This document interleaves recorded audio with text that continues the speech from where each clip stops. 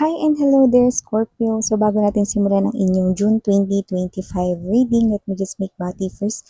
Hi and hello new subscribers. My name is Yan. Welcome and sa ating mga returning tambayers.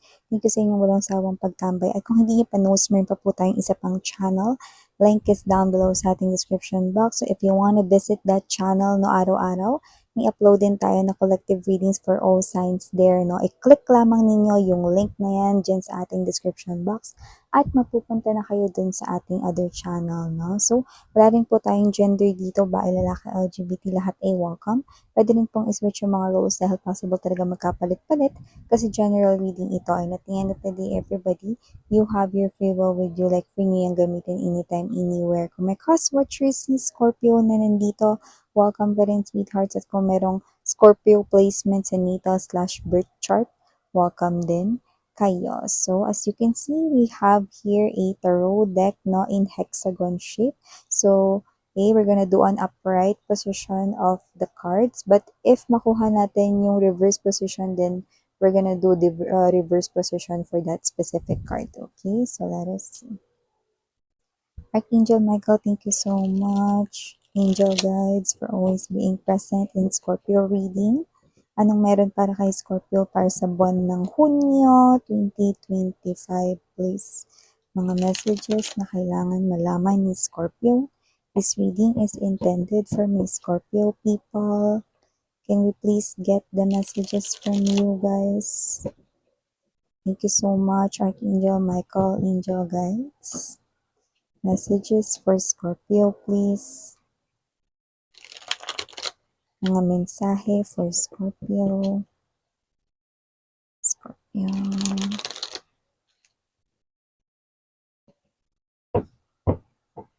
Okay, so let's go ahead and check this mga mensahe para sa iyo.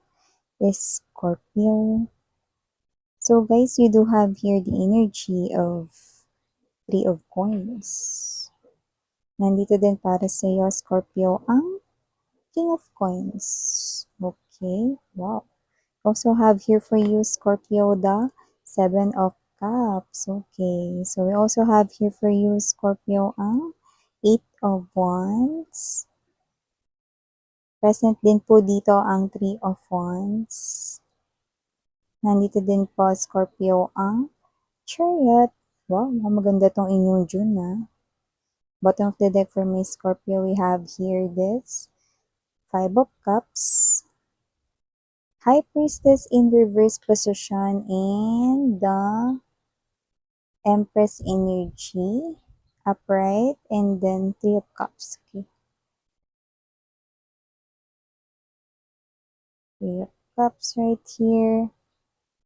Empress. Okay, so dahil hindi kasha yung mesa yung urong natin. Tamad yung reader. Ayan o, inurong natin yung mesa mga babes. Okay. So, Scorpio, so nakikita ko dito for the month of June, no, mukhang maganda ang takbo ng inyong pera rito, no, may pag-usad, hindi mabilis, pero makakita kayo rito ng progress or positive progress or improvement, no, dahil tatapa kayo dito sa energy ng King of Coins. Possible na hindi lamang ang opportunity sa pera ang gumanda, no, negosyo nyo man yan, mukhang magbabago yung takbo ng negosyo nyo rito. Kung syongit ang kitaan dyan ng mga nakaraan na buwan, magbabago yan, no, in a gradual way, pero makikita mo naman yung pagbabago niyan, no? Makikita mo yung mga changes, no, paglampas ng buwan ng Hunyo, no? Mas makikita mo yung pagbabago. And maliban dyan, meron din ditong mga tutulong sa'yo, no, ng mga tao, no? Possible na yung mga hindi mo nakakasundo masyado sa work is mukhang nakikita natin dito na magiging katuwang mo na susuporta sa'yo rito, no? Yan. And also, may mga tao rin dito na maniniwala, no, na deserve mo makuha yung bagay na yan. Lalo na if you're working in a company na yung iba kasi ito ay promotion, no, or isa kayo sa mga nominated or manonominate dito, no, for a higher rank or designation. Kaya naman ngayon palang kinukongratulate ko na kayo kasi dito mukhang malaki yung tagumpay, no, na posibleng mapasa kayo, mapasa iyo, no, nabubulol, mapasa iyo ang mga gusto mo ritong mga ma-attract na opportunity sa work, like magandang benefit sa work, no? Possible rin naman, no, na makuha mo yung loob ng mga potential clients, no, or investors, na nakikita din natin yan dito. Okay, partnership sa work, kumaganda rin dito, no? So, nakita ko dito ng mga energies ninyo na tatapakan with the Seven of Cups right here, no, na posibleng kayo ito na ma-envision or isipin ninyo kung ano yung gagawin ninyo na dahil nakikita ninyong nagiging stable yung pasok ng pera sa inyo. So parang kung ano yung mga plano ninyo, no, sa inyong pera, or pag nagkaroon kayo ng pera way back before, no, or ng mga nakaraang taon, mukhang ngayon, no, iisipin ninyo ulit ito, no, at pabubuhayin kayo ng loob kasi may chance talaga, no, na may mga magawa ka na dyan, no, dalawa or tatlo. Taray! So, nakikita natin dito mga babes na magtutuloy-tuloy yan with the 8 of Wands energy. But speaking of the 8 of Wands energy, meron din dito magme-message sa'yo, no, na posibleng ang sasabihin niya ay namimiss ka na niya, no, at kung ano man yung tawagan ninyo, makikita mo rin yun.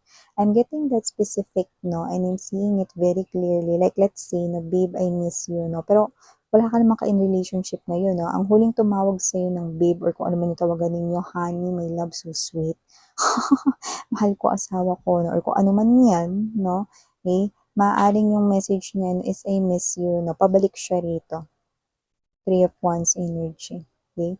Your ex is coming back right here, no? At magsisend siya sa'yo ng message, no? Ng pagbabalik. Hindi niya sasabihin na pabalik na ako. Or whatever, no? Pero, this person right here is alam mo na parang hindi kayo naging okay, no, sa inyong separation before, no? Tapos ito, biglang may ganyang paramdam, no? So, hindi niya sasabihin dun pabalik na siya, pero magsasabi siya rito ng I miss you or ganun, no? Parang longing for you is Scorpio, no? Pero on the way na siya, no? Kasi ito pagbiyahe, no? Traveling na distance, no? Planong pagbiyahe at tuloy na ito, no? Chariot card energy, kasado na talaga yung plano niyang pagbabalik, no? So, nakita ko dito na pag nakita mo siya ulit na maraming question mark ang tutubo sa bumbunan mo dahil hindi mo maintindihan ano kayang nilalaro nitong game ngayon. Kasi parang kayo to na parang kung sino man siya, tagal niyang di nagparamdam, tapos biglang magpaparamdam, tapos biglang susulpot dito out of the blue, 'di ba? So, may ganun kayong klase ng energy. Pero hindi naman ako nag-aalala sa inyo ng bongga kasi nakita ko dito marami-rami yung parang natuto na kayo at nag-matured na kayo, no? The way of thinking ninyo, no, na ganyan, na parang possible na naiisip ninyo rito, no, na ano kayang sadya niya, ba't kaya siya nagbabalik, no? That is also sign of maturity because you are not just a child na nagja-jump or nag slide na lang, no, sa isang klase ng situation nang hindi ninyo pinag-iisipan, no? You're no longer in that type of energy that you're excited to see or to be with this person right here, no? Which is a sign that you're maturing. Yan. So, maliban dyan, nakatala ko ni energy rito, ha, na posibleng meron dito na parang hindi ninyo masyadong mapapakinggan ang inyong intuition. Yan, no? Meron akong nakikita rito, no, na posibleng isa sa mga malapit sa life ninyo, one of the closest person in your life, no, is meron ditong energy ng pagpapaawa, no? Pagpapaawa effect, no, para ibigay or gawin mo ang pabor ni ito. No, hindi ko nakukuha na yan ay in a romantic way, but it could be someone here like a friend, malapit siya sa puso mo, malapit siya sa loob mo rito, no? But your intuition right here is hindi mo napapakinggan. Bakit miss yan? Meron ba siyang energy ng paglilinlang? Actually, yes. At ginagamit niya nga yung sign ng closeness ninyo dito, no? Dito nakikita ko na parang ipit siya rito sa situation, pero kahit na, 'di ba? Tama ba namang gamitin yung pagiging close ninyo para rito makakuha ng pabor sa inyo? Bakit minsan hindi ko papakinggan yung intuition ko? Well, I think your intuition is really disturbing you dito, pero kaya hindi mo mapapakinggan ng intuition mo rito, it is because this person here is hindi mo siya rito matanggihan na hindi matulungan with the Five of Cups energy. No, kung anumang klase ng tulong or pabor yan, may nakikita akong panlilin lang is Scorpio, no? And this person right here, no, could be coming in new. Maaring bago mag-end itong May, no, pero yung iba, maaring June, no, or mga last parts ng June 2025 ito lumapit sa inyo. no? So, yan, paano niya yung nagawa sa akin? Parang yung energy kasi niya rito, parang ipit siya, yan, no? Parang ipit siya din sa situation, yan, no? At mukhang kailangan ka niya rito sa sitwasyon na ito. Pero yun nga, may panlilin lang siya. Pwedeng kahit ano yan, personal, no? Meron siya diyang hashtag selfish na galawan dito. Okay? So, maliban dyan, Scorpio, nakata rin po ako ng energy rito for you guys. And with the Empress energy and the Three of Cups, mukhang makukuha mo na rito yung loob, no, ng mga kaibigan mo rito, no. Meron ka kasi rito mga kaibigan na magugulat, no, dahil tatapak na kayo. Well, din ako nagtaka kasi three of coins to the King of Pentacles energy. Ang energy ninyo rito, no, is Empress na. Okay? So, ito ay maaaring ma-attain mo yung Empress energy no bago pumasok rito no yung Burr months or naka-enter na yung Burr months. Basta bago mag-end yung 2025, mararamdaman mo ritong umaayos na yung takbo ng financial mo. More likely sa financial talaga magsisimula. No? At magugulat yung mga friends mo rito kasi sila ito na pwedeng kilala ka nila no, na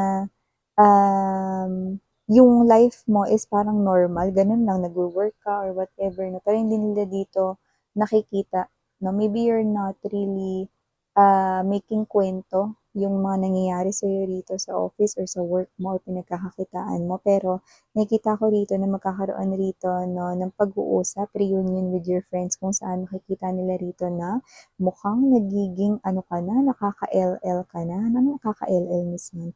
Nakakaangat-angat. Nakakaluwag-luwag, no? Nakaka-LL, nakaka-AA dito, no? At hindi lang yan, yung iba sa inyo may side message pa yan. Possible rin dito mga babes, na yung iba sa inyo magulat kasi maaari kayo